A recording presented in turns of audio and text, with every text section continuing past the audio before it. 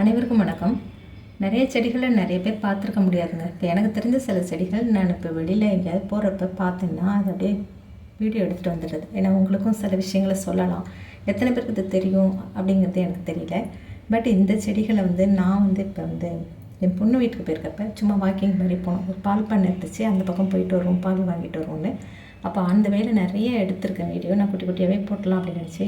இதுக்கு பேர் காட்டு ஆமணக்குங்க. ஆமணக்கு செடிங்கிறது விளக்கெண்ணெய் நம்ம கஸ்டர் ஆயில் ரெடி பண்ணுவோம் பார்த்திங்களா, அதில் உள்ளது ஆமணக்கு செடி அப்படிம்பாங்க. இது கிட்டத்தட்ட அந்த விதைகளை காட்டுறேன் பாருங்கள். அதுவுமே இப்போ இந்த இதில் வர்ற ஜூஸ் பாருங்கள். அப்படியே இதையும் நீங்கள் பார்த்து வச்சுக்கோங்க. நான் இப்போ சொல்கிறேன். இப்போ அழகாக இதை ஒடிச்சோம்னு வச்சுக்கோங்களேன். இதுக்கு பேர் காட்டு ஆமணக்கு. அதை மொதல் செடியை பார்த்துக்கோங்க. இது நான் எங்கள் மாமியார் வீட்டில் தான் பார்த்துருக்கேன். இப்போ நான் என் பொண்ணு வீட்டுக்கு போகிறப்ப, அவங்க வீட்டு பக்கம்லாம் இல்லை, ஒரு வாக்கிங் மாதிரி போயிட்டு ஒரு பால் பண்ணையில் பால் வாங்க போகிறப்ப இந்த செடியை பார்த்தது எனக்கு உங்கள்கிட்ட காட்டணும்னு ஒரு ஆசை.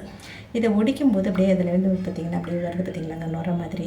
இதை வாயில் வச்சு அப்படியே உறிஞ்சிக்குவாங்க. இப்போ எல்லாமே பொல்யூஷனில் ரொம்ப ஒரு மாதிரி குப்பையாக இருக்குது. பட் அந்த காலத்துலலாம் நாங்கள் கல்யாணம் ஆனப்போ எங்கள் மாமியார் வீட்டுக்கு பக்கத்துலலாம் அந்த செடி இருக்கும். எங்கள் நாத்தனாரெலாம் அந்த பறித்து வாயில் அப்படி இந்த ஜூஸை சப்பிட்டு இருக்கப்போ என்னப்பா அப்படின்னு கேட்பேன். மதினி, இது வாய் புண்ணுக்கு நல்லது, நல்லா வாயில் இது மாதிரி அந்த முத்தாக வருது பார்த்திங்களாங்க, அதை அப்படி எடுத்து வாயில் வச்சு உறிஞ்சிக்கிட்டு அது வாய் நிறையா வச்சுட்டு கொப்பளிப்பாங்க. கொப்பளிச்சோம்னா அப்படியே ஒரு சோப்பு நுர மாதிரி வாயில் இருக்கும். அவங்க துப்பும்போது நான் பார்த்துருக்குறேன்.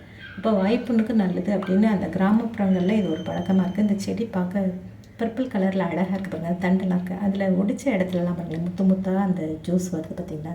அப்போ வாய்ப்புண்ணுக்கு நல்லது. வாய்ப்புண் எப்போ வரும் அப்படின்னா, வயிற்றில் புண்ணு இருந்தால் தான் வாய்க்கு புண்ணு வரும்.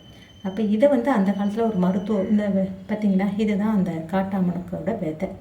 ஆமணக்கு விதை நம்ம பார்த்துருப்போம். இது காட்டாமணக்கு. இந்த செடியை பார்த்தீங்கன்னா நீங்கள் லைக் பண்ணுங்கள், ஷேர் பண்ணுங்கள், கண்டிப்பாக சப்ஸ்கிரைப்